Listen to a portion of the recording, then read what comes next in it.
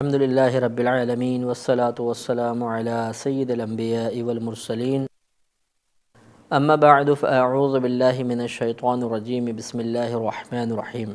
اب انشاءاللہ ہم سورہ بقرہ کی تفسیر شروع کریں گے۔ سورہ بقرہ کہتے ہیں عربی میں گائے کو۔ یہ یاد رکھیے کہ جتنی سورتوں کے نام ہیں یہ توقیفی ہیں۔ توقیفی کا مطلب ہوتا ہے کہ من جانب اللہ، یہ نام کسی اور شخص نے مقرر نہیں کیے، ہمارے نبی کریم صلی اللہ علیہ وسلم نے مقرر نہیں فرمائے، بلکہ من جانب اللہ ان صورتوں کے یہ نام مقرر کیے گئے ہیں۔ اور اگر آپ ان تمام ناموں پر غور و تفکر کریں تو ان صورتوں میں ہی کوئی ایسا واقعہ یا ایسی کوئی بات ذکر کر دی گئی کہ جن سے کوئی لفظ اخذ کر کے اس صورت کا نام بنا دیا گیا۔ جیسے سورہ بقرہ ہے، آگے انشاءاللہ ایک پورا واقعہ آئے گا، بنی اسرائیل میں ایک گائے کا قصہ آئے گا، تو وہاں پر چونکہ گائے کا تذکرہ ہوا تو اس قصے کا ایک لفظ بقرہ اس صورت کا نام رکھ دیا گیا۔ تو یہ اس کا نام ہے صورت کا اور اس کی وجہ تسمیہ ہے۔ اس صورت کی بڑی فضیلت ہے۔ نبی کریم مسلم کی روایت ہے کہ نبی کریم صلی اللہ علیہ وسلم نے ارشاد فرمایا کہ بروز قیامت قرآن اور اس پر عمل کرنے والوں کو لایا جائے گا تو سورہ بقرہ اور سورہ آل عمران یہ ان کے آگے آگے چل رہی ہوں گی۔ اس کا مطلب ہے کہ پورے قرآن ایک ساتھ ہوگا، لیکن سورہ بقرہ اور سورہ آل عمران ان کی شان یہ ہے کہ یہ آگے رہنمائی کر رہی ہوں گی۔ تو اس سے معلوم ہوتا ہے کہ یہ سورت بہت زیادہ برکت والی ہے۔ اور نسائی کی روایت ہے، حضرت ابو ہریرہ رضی اللہ تعالی عنہ اس کے راوی ہیں کہ نبی کریم صلی اللہ علیہ وسلم نے ارشاد فرمایا کہ جس گھر میں سورہ بقرہ پڑھی جاتی ہے اس گھر سے شیطان بھاگ جاتا ہے۔ یہ صورت جیسے کہ ہم پہلے آپ کو بتاتے چلے آ رہے ہیں کہ یہ صورتیں یا تو مکی ہوتی ہیں یا مدنی ہوتی ہیں، اور اس کی تفسیر آپ کو بتائی تھی کہ مدنی صورتیں ان صورتوں کو کہا جاتا ہے جو ہجرت نبوی صلی اللہ علیہ وسلم کے بعد نازل ہوئیں، اور مکی صورتیں وہ صورتیں ہیں جو ہجرت نبوی صلی اللہ علیہ وسلم سے پہلے نازل ہوئیں۔ تو سورہ بقرہ یہ مدنی صورت ہے، ہجرت نبوی کے بعد نازل ہوئی، اور علماء کرام کے نزدیک سب سے پہلے مدینے میں آنے کے بعد جو صورت نازل ہوئی وہ یہی سورت بقرہ ہے۔ تفسیر ابن کثیر میں یہ ذکر کیا گیا کہ اس میں 287 آیات ہیں، 6080 کلمات ہیں اور 25,500 حروف کا استعمال ہے۔ اگر آپ قرآن پاک اٹھا کر پڑھیں گے تو اس میں مکی اور مدنی صورتوں کے اسلوب میں یہ واضح بات آپ کو نظر آئے گی کہ جتنی مکی صورتیں ہیں ان میں اکثر عقائد اور اخلاقیات کا بیان ہے، خصوصاً توحید باری تعالیٰ کا اثبات، شرک کی نفی، بتوں کی مذمت اور اخلاقیات کے بارے میں تفصیلی کلام ہے۔ اور جتنی مدنی صورتیں ہیں ان میں اکثر احکامات بیان کیے گئے ہیں، ان میں آداب سکھائے گئے ہیں، احکامات کا بیان ہے، کیونکہ شروع میں توحید کا زیادہ پرچار کرنا ضروری تھا کیونکہ بت پرستی عام تھی۔ پھر جب نبی کریم صلی اللہ علیہ وسلم ہجرت فرما کر مدینہ منورہ تشریف لے آئے تو اب مسلمان کثیر ہو چکے تھے، انہیں احکامات سکھانا مقصود تھا، لہٰذا اب جو مدنی صورتیں ہیں ان میں اکثر احکامات بیان ہوئے ہیں۔ اس صورت میں اللہ تبارک و تعالیٰ نے توحید و رسالت کا بیان بھی آپ کو کثیر ملے گا، لیکن کثیر احکامات بھی ہیں۔ اس صورت میں انشاءاللہ تحویل قبلہ کا ذکر ہوگا، قبلے کی تبدیلی کا، روزوں کی فرضیت، حج، جہاد فی سبیل اللہ، زکوٰۃ، مصارف زکوٰۃ، نماز کا حکم، اور اس کے علاوہ طلاق، رضاعت اور نکاح وغیرہ کے مسائل ذکر کیے جائیں گے، اور شراب، جوئے اور ایام حیض میں زوجت سے قربت وغیرہ کی نفی، ان تمام چیزوں کے بارے میں تفصیلی کلام ہوگا۔ اب ہم اس سورہ کو اللہ کے نام سے شروع کرتے ہیں اور سورہ بقرہ کی تفسیر انشاءاللہ آپ کی خدمت میں عرض کی جائے گی۔ بسم اللہ الرحمن الرحیم۔ اللہ تعالیٰ ارشاد فرماتا ہے الف لام میم ذالک الکتاب لا ریب فیہ۔ الف لام میم یہ وہ ذیشان کتاب ہے جس میں شک کی کوئی گنجائش نہیں۔ آپ نے صورتوں کے شروع میں جیسے کہ یہاں پر بھی ہے الف لام میم، یا جیسے طٰہٰ، یاسین وغیرہ اس قسم کے حروف آپ نے پڑھے ہیں جن کے معانی ذکر نہیں کیے گئے، انہیں حروف مقطعات کہتے ہیں۔ اہل اسلام کے نزدیک، علماء اسلام کے نزدیک ان کے معانی اللہ تبارک و تعالیٰ کو تو بخوبی معلوم ہی ہیں، اور اللہ تبارک و تعالیٰ کی عطا سے نبی کریم صلی اللہ علیہ وسلم کو بھی ان کے معانی بتائے گئے ہیں۔ اور اس پر کئی دلائل قائم ہوئے ہیں۔ سورہ رحمان کی آیت نمبر 1 میں اللہ تعالیٰ ارشاد فرماتا ہے کہ الرحمن علم القرآن، کہ رحمان نے قرآن سکھایا، یعنی نبی کریم صلی اللہ علیہ وسلم کو قرآن سکھایا۔ تو چونکہ یہ حروف مقطعات بھی قرآن میں ہی داخل ہے، لہذا لازم بات ہے کہ ان کے اسرار و رموز بھی نبی کریم صلی اللہ علیہ وسلم کے سامنے بیان کیے گئے۔ اور سورہ قیامہ کی آیت نمبر 19 میں اللہ نے ارشاد فرمایا ثم ان علینا بیانہ، پھر بے شک ہم پر اس قرآن کے اسرار و رموز کا بیان کرنا لازم ہے۔ یہ ہم نے اپنے ذمہ کرم پر لے لیا ہے کہ اس قرآن کے اسرار و رموز آپ کے سامنے بیان کیے جائیں گے۔ یہ نبی کریم صلی اللہ علیہ وسلم سے خطاب ہے، تو چونکہ الف لام میم یا حروف مقطعات جتنے بھی ہیں یہ بھی بہت سے اسرار و رموز اپنے اندر رکھتے ہیں، اور یہ اللہ تعالیٰ نے خود اس کا بیان کا ذمہ اپنے ذمہ کرم پر لیا، لہٰذا معلوم ہوتا ہے کہ نبی کریم صلی اللہ علیہ وسلم کو ان کا علم بھی دیا گیا تھا۔ اور عقلی طور پہ بھی اگر آپ دیکھیں تو قرآن میں کہ اول مخاطب جو ہیں وہ ہمارے نبی کریم صلی اللہ علیہ وسلم ہیں۔ سب سے پہلے نبی کریم پر قرآن نازل ہوا۔ اب اگر کوئی کسی سے کلام کرے اور اس انداز میں کلام کرے، ایسے الفاظ سے کلام کرے کہ سامنے والے کو سمجھ ہی نہ آئے، تو یہ ایک نقص کی بات ہے، یہ ایک عیب ہے۔ اور اللہ تبارک و تعالیٰ کی ذات پاک ہر قسم کے عیب سے، ہر قسم کے نقص سے پاک و صاف ہے۔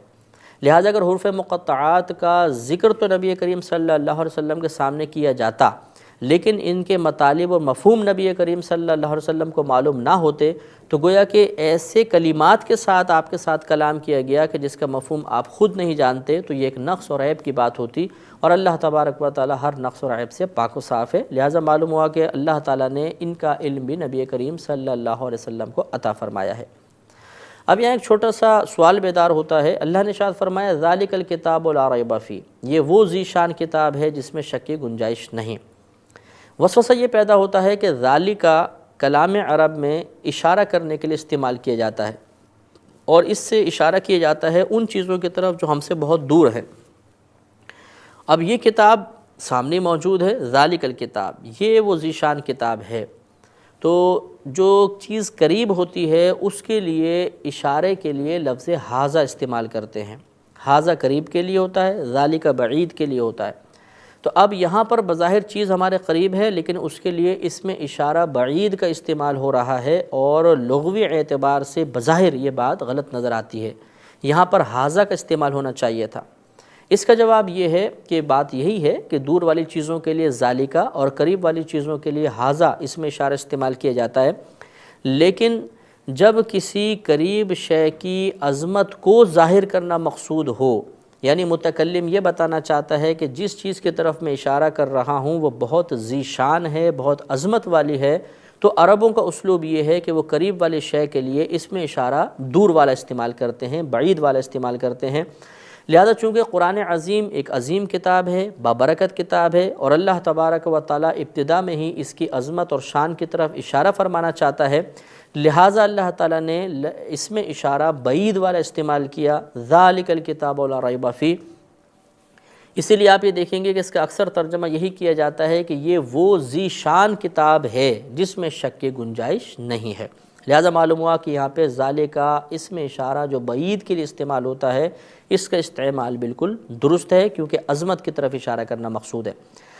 اس کے بعد دوسرا سوال یہ بیدار ہوتا ہے کہ اللہ نے فرمایا کہ یہ وہ ذی شان کتاب ہے جس میں شک کی کوئی گنجائش نہیں، حالانکہ اس میں شک کیا گیا ہے۔ مشرکین مکہ نے شک کیا، اب بھی بہت سے لوگ قرآن عظیم کے بارے میں شک کرتے ہیں، تو یہ اللہ کا فرمانا کہ اس میں شک کی کوئی گنجائش نہیں حالانکہ اس میں شک کیا گیا ہے، تو یہ بظاہر دو چیزیں یعنی کلام اور حقیقت آپس میں ٹکراتے ہوئے نظر آ رہے ہیں۔ اس کا جواب یہ ہے کہ بظاہر ان میں کوئی ٹکراؤ نہیں، یہ حقیقی کلام ہے، اور صحیح اللہ تبارک و تعالیٰ نے ارشاد فرمایا مقصود الہی یہ ہے کہ قرآن عظیم وہ ذی شان کتاب ہے کہ جس کو حقیقتاً نظر حاصل ہو، تفکر کی قوت اور صلاحیت حاصل ہو، جس کا دل بغض و عناد سے پاک و صاف ہے، اور جس کو عقل سلیم عطا کی گئی، اس کے لیے اس میں شک کی کوئی گنجائش نہیں ہے۔ ہاں، جس کی عقل میں فطور ہوگا، جس کا دل بغض و عناد سے بھرا ہوا ہوگا، اور جو نظر اور فکر کی صلاحیت ہی نہیں رکھتا ہے، اور اس کی فطرت سلیمہ نہیں ہے بلکہ بگڑی ہوئی ہے، اسے اس میں ضرور شک نظر آئے گا۔ تو اب اپنے مقام پہ کلام بالکل درست ہے اور حقیقت سے اس کا کوئی ٹکراؤ نہیں ہے۔ اس کے بعد اللہ نے فرمایا کہ ھدی للمتقین، یہ قرآن عظیم متقین کے لیے ہدایت ہے۔ یہاں پر بھی ہدایت کا وہی معنی ہوگا اراءۃ الطریق، یعنی یہ قرآن عظیم متقین کو ہدایت کا راستہ دکھاتا ہے، صراط مستقیم کی نشاندہی کرتا ہے۔ اب یہ الگ بات ہے کہ کوئی اس ہدایت کو قبول کرے یا نہ کرے۔ تو متقین کا لفظ یہاں پر استعمال ہوا، متقین متقی کی جمع ہے اور متقی تقوی سے نکلا ہے۔ تقوی کا معنی ہوتا ہے بچنا، پرہیز کرنا، تو متقی اسے کہیں گے جو بچتا ہے، پرہیز کرتا ہے۔ اور اصطلاحی اعتبار سے کسی شخص کا ہر قسم کے صغیرہ کبیرہ ظاہری باطنی گناہ سے اپنے آپ کو بچانا، یہ تقوی کہلاتا ہے۔ اور جو اس کا حامل ہوگا اس کو متقی کہیں گے، جس میں یہ وصف پایا جائے گا۔ لہٰذا اللہ تعالیٰ نے ارشاد فرمایا کہ یہ متقین کے لیے ہدایت ہے۔ یہاں پر ایک چھوٹا سا اعتراض پیدا ہوتا ہے، اس اعتراض سے پہلے یہ تھوڑی بات ایک سماعت فرما لیں کہ متقین کے کئی درجات ہوتے ہیں۔ علماء کرام نے 7 کم از کم اس کے درجے لکھے ہیں کہ ایک تو ہوتا ہے خود کو کفر و شرک سے بچانا، یہ بھی ایک طرح کا متقی شخص کہلائے گا کہ کم از کم کفر و شرک سے بچا ہوا ہے۔ دوسرا درجہ ہے گناہ کبیرہ سے اپنے آپ کو بچانا۔ تیسرا ہوتا ہے گناہ صغیرہ سے بچانا۔ چوتھا ہے سنت غیر مؤکدہ کے ترک سے اپنے آپ کو بچانا۔ پھر اس کے بعد ہے سنت غیر مؤکدہ کے ترک کرنے سے خود کو بچانا۔ اور اس کے بعد ہے خود کو ایسے کاموں سے بچانا جو فی نفسی گناہ نہ ہوں، لیکن اگر ہم ان کاموں کو کریں گے تو وہ ہمیں گناہوں کی طرف لے جائیں گے۔ اور آخری درجہ ہوتا ہے کہ خود کو اللہ تبارک و تعالیٰ کے علاوہ ہر مخلوق سے، ہر چیز سے بچانا، اپنے آپ کو اللہ کے سپرد کر دینا۔ تو یہ درجات ہیں۔ سب سے نچلا درجہ ہوتا ہے خود کو کفر و شرک سے بچانا، اس کے بعد گناہ کبیرہ سے بچنا، پھر گناہ صغیرہ سے بچنا، اس کے بعد سنت مؤکدہ کے ترک سے بچنا، پھر غیر مؤکدہ کے ترک سے بچنا، پھر ایسے مباح امور سے بچنا جو ہمیں کسی ناجائز کام کی طرف لے جا سکتے ہوں، اور اس کے بعد سب سے اعلیٰ درجہ ہوتا ہے کہ اللہ تبارک و تعالیٰ کے علاوہ ہر مخلوق سے بچنا۔ اب یہ جو یہاں ارشاد فرمایا گیا ھدی للمتقین، یہ قرآن پاک ہر قسم کے متقی کو ہدایت فراہم کرتا ہے۔ یہاں وہ سوال اور اعتراض پیدا ہوتا ہے کہ کیا یہ قرآن متقین کے لیے ہی ہدایت ہے؟ تو اس کا مطلب ہے کہ غیر متقی اس سے ہدایت حاصل نہیں کر سکتا؟ تو ایسا نہیں ہے، کہ خود قرآن عظیم میں اللہ تبارک و تعالیٰ نے سورہ بقرہ آیت نمبر 185 میں ارشاد فرمایا کہ شہر رمضان الذی انزل فیہ القرآن ھدی للناس، کہ یہ رمضان کا وہ مہینہ ہے جس میں قرآن عظیم نازل کیا گیا، وہ قرآن جو تمام انسانوں کے لیے ہدایت ہے۔ تو یہاں پر تمام انسانوں کا ذکر کیا گیا، اس میں متقی غیر متقی سب شامل ہو گئے۔ لہٰذا معلوم ہوا کہ ھدی للمتقین کہنے سے یہ کہنا مقصود نہیں ہے، مطلوب یہ نہیں ہے کہ قرآن عظیم غیر متقی کے لیے ہدایت نہیں ہے، بلکہ یہاں پر کہنا یہ مقصد ہے کہ قرآن سے ہدایت کی حقیقتاً توفیق اس کو حاصل ہوتی ہے جو صفت تقوی سے متصف ہوتا ہے، اور عموماً جو صفت تقوی سے متصف نہیں ہے وہ حقیقی ہدایت اس قرآن سے حاصل نہیں کر سکتا۔ یہاں پر ایک اور اعتراض پیدا ہوتا ہے کہ اللہ نے فرمایا کہ قرآن متقین کے لیے ہدایت ہے، تو متقی تو وہ شخص ہوگا یقیناً کہ جس کو پہلے ہدایت حاصل ہے، تبھی تو اس کو صفت تقوی حاصل ہوئی۔ تو جو پہلے ہی ہدایت یافتہ ہے اس کے لیے پھر یہ ہدایت کیسے بنے گا؟ اس کا جواب یہ ہے کہ کہنے کا مقصود یہ ہے کہ جو متقی ہے جب وہ قرآن سے استفادہ کرے گا تو اسے صفت تقوی پر استقامت حاصل ہو جائے گی، اور یا یہ کہنا مقصود ہے کہ اگر اس کو نچلے درجے کا تقوی حاصل ہے تو قرآن عظیم کی برکت سے اللہ تعالیٰ اس کو اعلیٰ درجے کا تقوی عطا فرما دے گا، یہ مراد ہے۔ تو لہٰذا قرآن عظیم متقی اور غیر متقی سب کے لیے ہدایت ہے۔ تو الف لام میم ذالک الکتاب لا ریب فیہ، الف لام میم یہ وہ ذیشان کتاب ہے جس میں شک کی کوئی گنجائش نہیں، ھدی للمتقین، یہ متقین کے لیے ہدایت ہے۔ اگلی آیات میں اللہ تبارک و تعالی نے مومنین کی، متقین کی صفات بیان فرمائی ہیں، اور تقریباً 5 صفات کا ذکر ہے کہ یہ جو متقی شخص ہوگا اس کے اندر کون کون سی صفات موجود ہوں گی۔ اس میں اللہ تبارک و تعالی نے ارشاد فرمایا کہ الذین یؤمنون بالغیب، وہ جو غیب پر ایمان رکھتے ہیں، ویقیمون الصلاۃ ومما رزقناہم ینفقون، اور وہ جو نماز قائم کرتے ہیں اور جو چیز ہم نے انہیں عطا کی اس سے وہ خرچ کرتے ہیں۔ الذین یؤمنون بما انزل الیک، اور وہ جو اس چیز پر ایمان رکھتے ہیں جو ہم نے آپ کی طرف نازل فرمائی یعنی قرآن، وما انزل من قبلک، اور وہ جو آپ سے پہلے نازل کیا گیا یعنی آسمانی کتابیں، وبالآخرۃ ھم یوقنون، اور وہ آخرت پر یقین رکھتے ہیں۔ آگے اللہ تعالیٰ نے ارشاد فرمایا کہ اولئک علی ھدی من ربہم واولئک ھم المفلحون، اور یہی لوگ اپنے رب کی طرف سے ہدایت پر ہیں اور یہی لوگ فلاح پانے والے ہیں۔ تو اگر آپ غور فرمائیں کہ یہاں پر متقین کی 5 صفات کا ذکر ہے۔ ایک تو ہے کہ وہ غیب پر ایمان رکھتے ہیں، تو ایمان بالغیب۔ دوسرا وہ نماز قائم کرتے ہیں، اقامت صلاۃ کا تذکرہ۔ تیسرا ہے کہ وہ اللہ تبارک و تعالیٰ کی عطا سے جو چیز حاصل ہوئی اسے اللہ کی راہ میں خرچ کرتے ہیں۔ چوتھا وہ آخرت پر یقین رکھتے ہیں، اور پانچواں وہ فلاح و کامرانی حاصل کریں گے، اس سے وہ متصف ہیں۔ تو 5 اللہ تعالیٰ نے صفات ذکر فرمائی۔ یہاں پر ہم تھوڑا سا اس کی تفصیل بیان کرنا ضروری سمجھتے ہیں کہ اللہ نے ارشاد فرمایا کہ وہ غیب پر ایمان رکھتے ہیں۔ تو ایمان کسے کہتے ہیں، غیب کسے کہتے ہیں، یہ ضروری ذرا بات ہے جس کو ہمیں بہت اچھی طریقے سے سمجھنا چاہیے۔ ایمان امن سے نکلا ہے، اور امن کا مطلب ہوتا ہے نفس کا مطمئن ہو جانا، ہمارے قلب کا کسی شے سے مطمئن ہونا، اس کو امن کہتے ہیں۔ اور اصطلاحی اعتبار سے محققین کے نزدیک ایمان کا معنی ہوتا ہے کہ نبی کریم صلی اللہ علیہ وسلم اللہ تبارک و تعالیٰ کی طرف سے جو کچھ لے کر آئے، اپنے دل سے اسے درست تسلیم کرنا، یہ ایمان ہے۔ جس کو مختصر الفاظ میں کہیں تو تصدیق بالقلب، یعنی دل سے اس بات کی تصدیق کرنا کہ نبی کریم صلی اللہ علیہ وسلم جو کچھ اللہ کی بارگاہ سے لے کر آئے وہ سب حق ہے، درست ہے، اس کو ماننا، تسلیم کرنا، اس کا نام ایمان ہوتا ہے۔ اور امام اعظم ابو حنیفہ رضی اللہ تعالی عنہ کے نزدیک ایمان کے 2 رکن ہیں، ایک تصدیق بالقلب یعنی یہ جو معنی ذکر کیا گیا، اور دوسرا اقرار باللسان یعنی زبان سے اس بات کا اقرار کرنا کہ ہاں یہ اللہ تبارک و تعالیٰ نے جو کچھ اپنے حبیب کریم صلی اللہ علیہ وسلم کو عطا فرمائے وہ حق اور سچ ہے۔ لیکن امام اعظم بھی اقرار باللسان کو ایمان کا رکن لازم قرار نہیں دیتے۔ رکن لازم قرار نہ دینے کا مطلب یہ ہے کہ یہ رکن کبھی کبھی ایمان سے ہٹ بھی جائے گا۔ جیسے کہ مثال کے طور پہ حالت اکراہ میں کوئی ہمیں کہے کہ کلمہ کفر زبان سے نکالو، اگر تصدیق بالقلب موجود ہے، دل ایمان سے منور ہے، اللہ تبارک و تعالیٰ نے جو کچھ عطا فرمایا اس کو حق اور درست سمجھتے ہوئے دل سے ہم مان رہے ہیں، زبان سے کلمہ کفر نکال دیں گے تو ایمان پر فرق نہیں پڑے گا۔ لہٰذا خلاصہ کلام یہ ہے کہ محققین کے نزدیک دل سے اس بات کو سچ اور درست اور حق تسلیم کرنا کہ ہمارے نبی کریم صلی اللہ علیہ وسلم جو کچھ اللہ کی بارگاہ سے لے کر آئے وہ درست ہے، صحیح ہے، اس کا نام ایمان ہوتا ہے۔ غیب کا لغوی معنی ہوتا ہے پوشیدہ ہونا، اور پوشیدہ شے کو بھی غیب کہا جاتا ہے۔